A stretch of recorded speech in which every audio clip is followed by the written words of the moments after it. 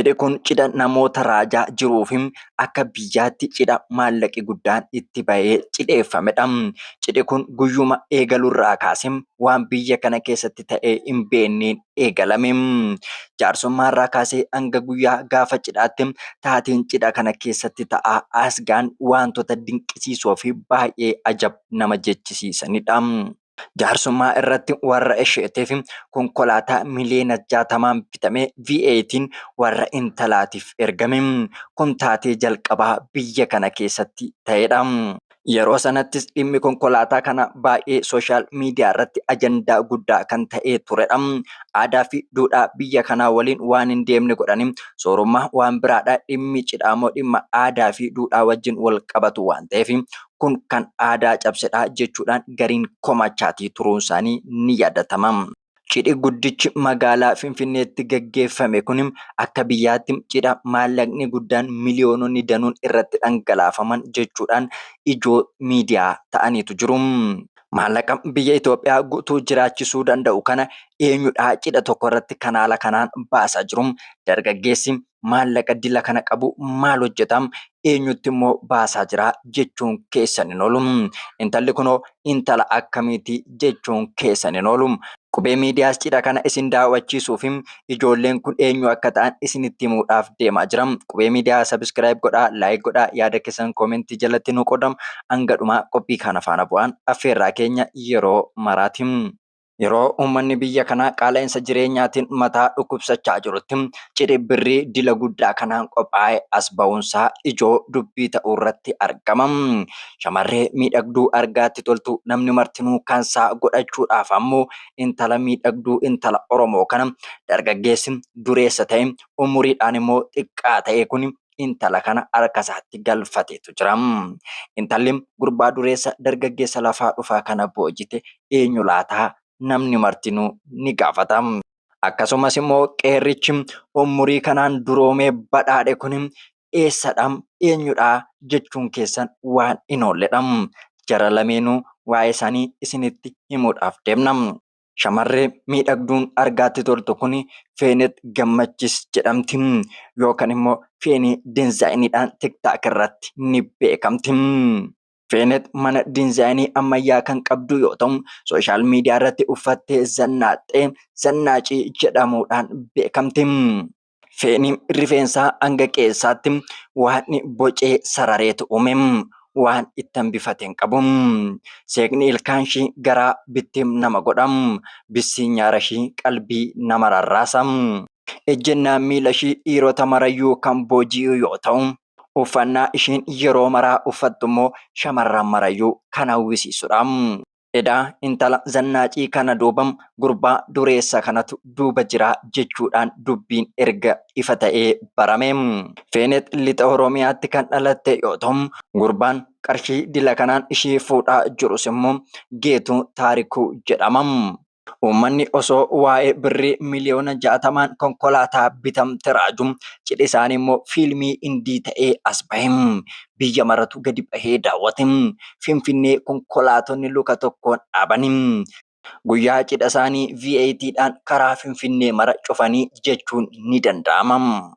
Wanti gaaffii guddaa namatti himu cidha kanarratti dureessa qofatu waamame moo namoota maraafuu V8 kireeffamee kennameef kan jedhamu gaaffii jajjabduu namatti uumam. Ajaa'iba raajidha.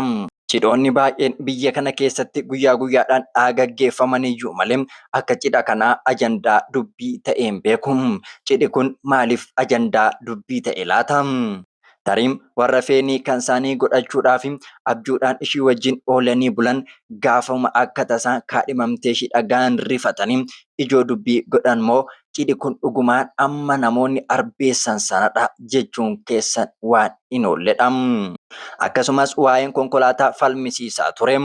Gariin konkolaataan sun dhugumaan maatii ishiitiif miliyoona 60 bitamee kenname yoo jedhan, gariin immoo laakiin sobadha. Sooshaal miidiyaa irratti gurra guddisuudhaaf ajandaa bocamee as bahedha malee gurbaan kun konkolaataa warra ishiitiif bitee hin ergine dubbiin jettu sooshaal miidiyaa kanarratti baay'ee wal mormisiisaa tureera. Akkuma isin argitan gurbaan dureessu kunis umuriidhaan dargaggeessadha.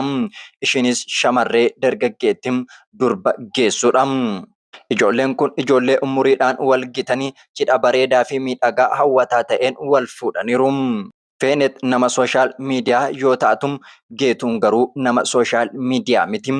Maqaan isaatu eenyu akka ta'e suurri isaa fuulli isaayyuu erga Feenet kaadhimmatee warra ishiitiif konkolaataa bite jedhamee suurri isaa asiif achi naanna'uu eegale. Isheen garuu duraanuu tiktaak irratti hordoftoota hedduu kan qabdu yoo ta'u mana diizaayinii beekamaas ni qabdi. Fuulli ishii uummataaf aaraa miti. Dhimma konkolaataadhaan wal qabate Feenetis ta'e Geetuun as bahanii dhugaa jiru hanga yoonaatti hin dubbanne. Dhugumaanuu maatii ishiitiif bitamuuf hin bitamne kan jedhu irratti amma yoonaatti wanti ifa ta'e hin jiru. Haa ta'uti garuu irri caallisaa maatii kanaaf konkolaataan bitamee ergameera jedhamee dubbatamaa ture. Akkasumas quboota ishii maratti warqiidhaan faayee morma ishiittis warqii hedduu direera. Namni egaa akkuma humna isaatti cidha waan godhatuuf cidha kanarraa komii hin qabnu. Cidha miidhagaa fi bareedaa ta'e maatiin gar lameenuu irratti argamanidha. Cidha kanarratti faarfattoonni illee waamamanii baandiidhaan kan guutame cidha miidhagaa ajaa'ibsiisaa ture. Cidha kanarratti namoonni bebbeekamoo hedduun kan argaman yoo ta'u, cidha kanarratti taateewwan mimmiidhagoo fi hawwatoo hedduunis ta'aniiru. Cidhoota hawwatoo Finfinnee keessatti bara kana gaggeeffaman keessa cidhi Geetuu fi Feenet isa tokkoo fi isa dinqisiisaa fi namoota baay'ee hawwatee fi harkisee jechuun ni danda'ama. Akkasumas immoo cidha birrii qaaliin itti bahem bara kana gaggeeffame keessaa cidhi kun isa takka jechuun ni danda'ama. Maallaqa cidha Feenii fi Geetuu irratti ba'an odiitiin isaa hojjetame. Akkasumas immoo kan cidhoota biraa keessatti dalagame hojjetame sadarkaa tokkoffaa, lammaffaa, sadaffaa jedhamee kaa'amuun nama rakkisus garuu cidha kanarratti maallaqni guddaan ba'uunsa cidha kana ilaalanii tilmaamuun nama hin rakkisu.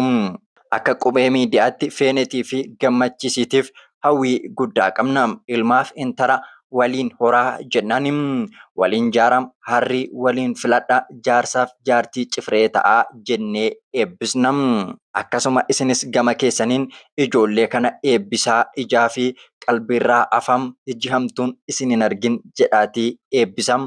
Yaada keessan koomentii jalatti kaa'am. Mee isin immoo waa'ee cidha kanaa maal jettum? Waa'ee ijoollee kanaa yaada qabdan koomentii jalatti nuu qooduu hin dagatinam. Kun qubee miidiyaadha. Qubee miidiyaa oduu fi odeeffannoo waayitaawwaa yeroo yeroodhaan isin biraan gahuudhaan beekamam. Gara fuulduraattis odeeffannoo waayitaawwaa argachuudhaaf qubee miidiyaa sabskiraayib gochuu hin dagatinam. Akkasumas immoo yaada keessan koomentii jalatti ibsadhaa isiniin jenna. Hanga yoonaa yeroo keessan qaalii kennitanii waan waliin turtaniif horaa bulaatii deebanam.